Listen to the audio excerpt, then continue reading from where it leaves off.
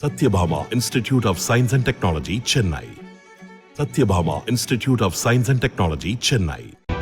கோவை மாவட்டம் காரமடையைச் சேர்ந்த ரம்யா சென்னையில் தனது கணவர் வெங்கடேஷ் மற்றும் 2 குழந்தைகளுடன் திருமுல்லைவாயலில் உள்ள அடுக்குமாடி குடியிருப்பில் வசித்து வந்தார். கடந்த ஏப்ரல் 28ஆம் தேதி இவர்களது 7 மாத கைக்குழந்தை பால்கனியில் இருந்து தவறி விழுந்த நிலையில் குடியிருப்பு வாசிகள் முயன்று குழந்தையை பத்திரமாக மீட்டனர்.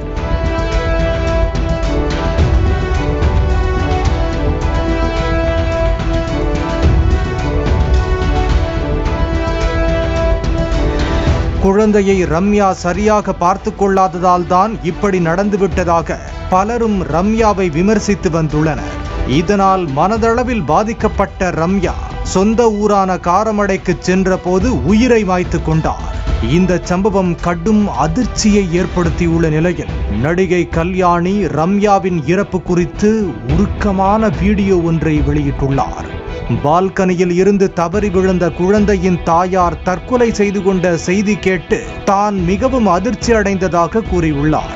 அவர்கள் ஏற்கனவே மன அழுத்தத்தில் இருந்திருக்கிறார்கள். அப்படி இருக்கும்போது நீ குழந்தையை சரியாக பார்த்து கொள்ளவில்லை, நீ எல்லாம் ஒரு தாயா என்று அவர்களை கேள்வி கேட்பது சரியா என்றும் கேள்வி கேட்டுள்ளார்.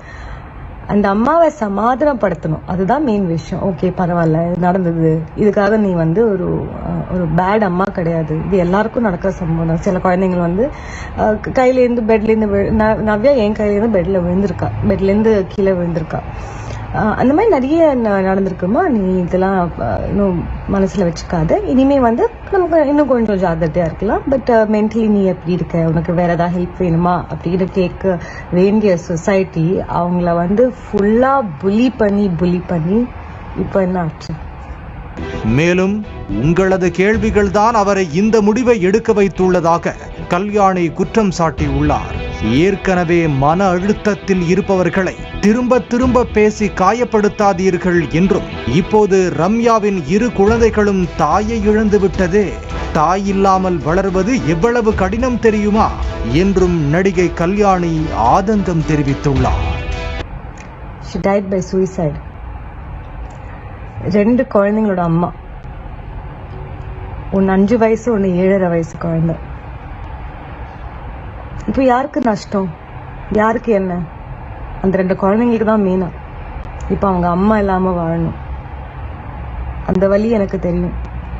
அட்லீஸ்ட் எனக்கு அம்மா நான் 22, 23 வயசு வரைக்கும் இருந்தாங்க, என்னை வளர்த்தாங்க. இந்த குழந்தைங்கள ஒருத்தவங்க சஃபர் பண்றாங்க. அவங்கள நீங்க ஹெல்ப் பண்ண வேண்டாம், நீங்க சும்மா இருந்தாலே போதும். அவங்களுக்கு தெரியும். ஓகே, அவங்களோட ஒரு சின்ன மிஸ்டேக் கூட இல்லைங்க, அது ஒரு இன்சிடென்ட், அது ஒரு ஃபிராக்ஷன் ஆஃப் அ செகண்ட் நடக்கிற ஒரு விஷயம். அது நம்மளால கண்ட்ரோல் பண்ண முடியாது. அதை ஓகே, நேபர்ஸ்லாம் ஹெல்ப் பண்ணாங்க, வெரி குட் சப்போர்ட். பட் அந்த ஒரு கையில சேவ் பண்ணி இன்னொரு கையில இந்த மாதிரி டார்ச்சர் பண்றது எந்த விதத்துல நியாயம் எனக்கு தெரியல.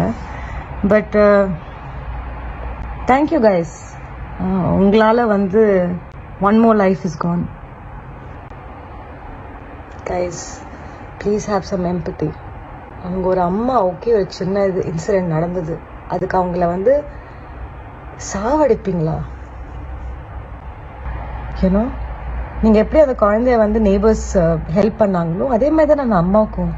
உங்களுக்கு பார்க்கும்போது உங்களுக்கு அந்த ஒரு ஷாக்கும் வலி இருக்கும்போது அந்த அம்மாவுக்கு எந்த அளவுக்கு ஒரு வலி இருக்கும்.